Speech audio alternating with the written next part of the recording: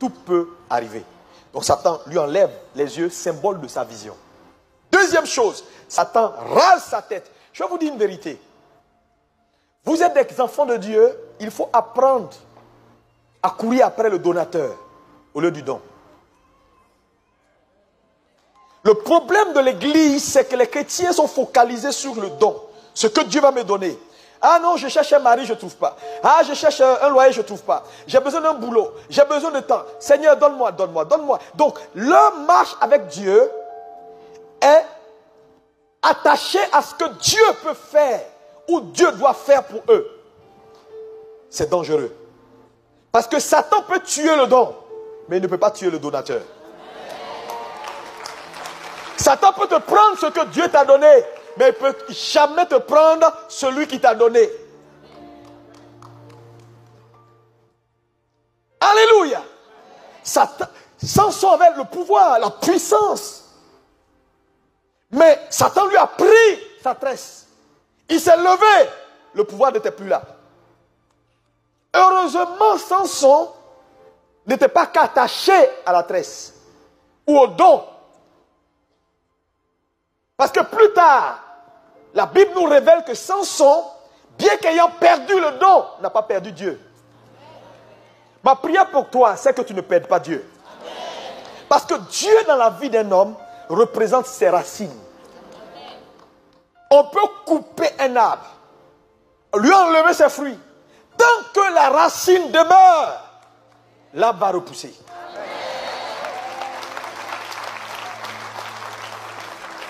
Voilà pourquoi dans votre marche avec Dieu, quelles que soient les difficultés, quelles que soient les situations d'extrême adversité et de confusion, gardez votre Dieu avec vous.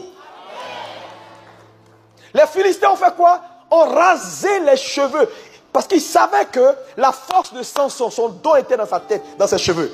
Ils l'ont pris, ils ont rasé, et puis ils ont touché. Quand c'était lisse, ils disent, voilà, on va voir où tu as trouvé la force encore.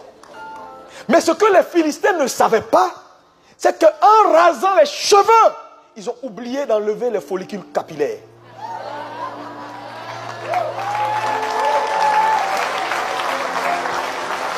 Ils ont tout enlevé, mais ils ont oublié que à la base des cheveux, il y a des racines qu'on appelle des follicules capillaires. Je suis venu dire à quelqu'un, ils t'ont peut-être enlevé les cheveux, mais quelque chose est sur le point d'arriver, tes cheveux vont repousser.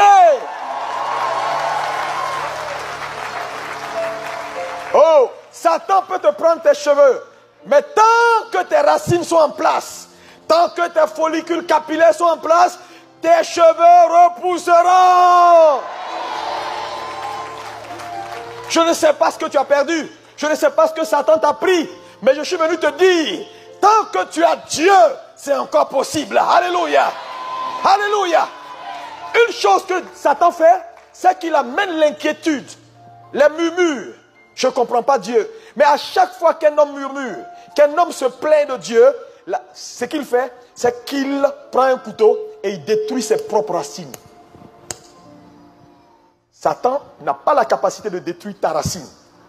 C'est pourquoi il te pousse dans une activité qu'on appelle les murmures, les plaintes, le manque de foi, pour que toi-même tu endommages ta propre racine. Et quand tu endommages ta racine, même Dieu ne peut plus rien faire pour toi. Parce que la racine d'un homme, c'est Dieu.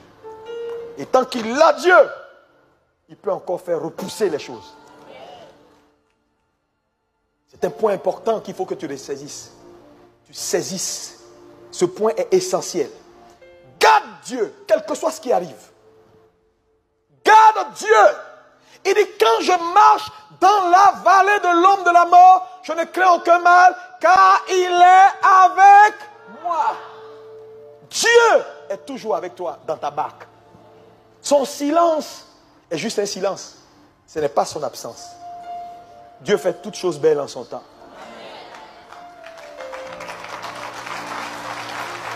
Je ne sais pas ta vie. Je ne sais pas les difficultés financières. Tu es dans des problèmes. Ta vie n'a pas de sens. Tout est bloqué. Tu te demandes, est-ce que je suis chrétien? Pourquoi c'est comme ça? Mon ami, tu es chrétien.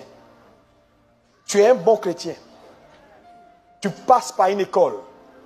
Une école qu'on appelle l'école de la vie. Là où Dieu lui-même est le professeur. Là où il donne les exercices, et lui-même il corrige. Et lui-même proclame les résultats.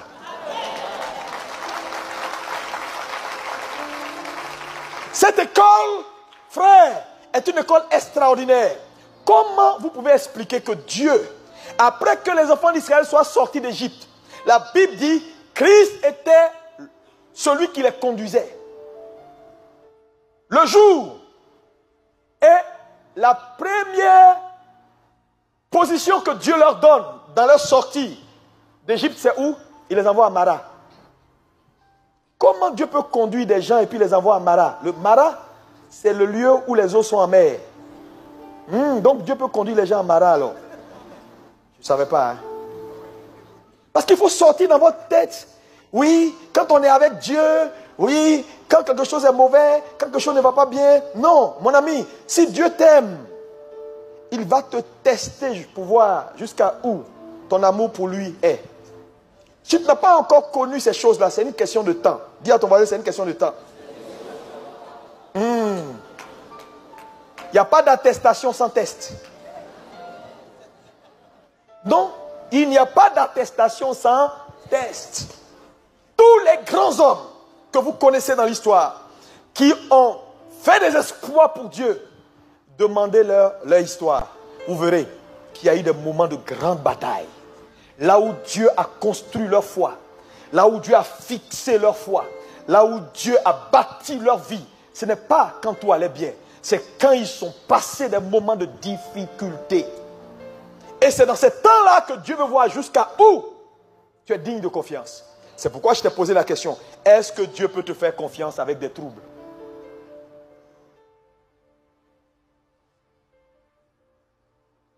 Parce que vous savez, Satan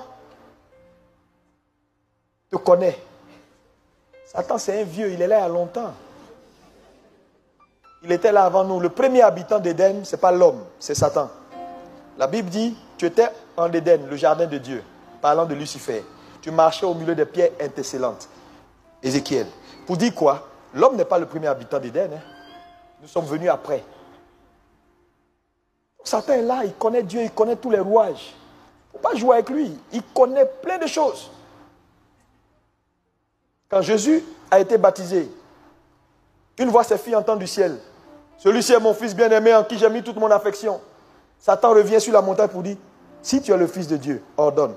Il a bien entendu. Mais il vient vérifier si réellement, lui-même il est conscient qu'il est le fils. Tueur des géants, nous sommes des tueurs des géants. Satan va venir vérifier si tu es un tueur des géants. Il va dire, voilà géant, tue-le. Et là tu dis, hey, je ne comprends pas. Oh, pasteur Jacques, vraiment, il faut que tu m'aides parce que là, je ne comprends pas. Tu n'as pas de vexé là, parce que là, ça ne va pas.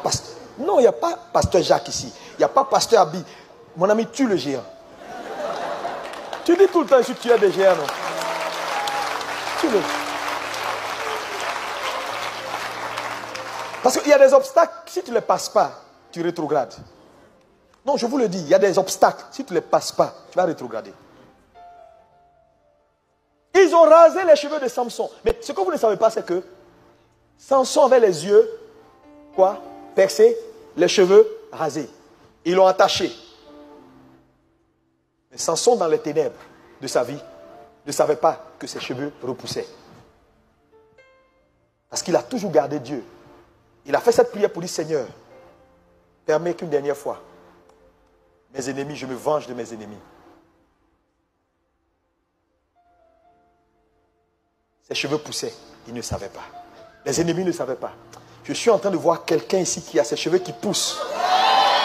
Mais lui-même ne sait pas.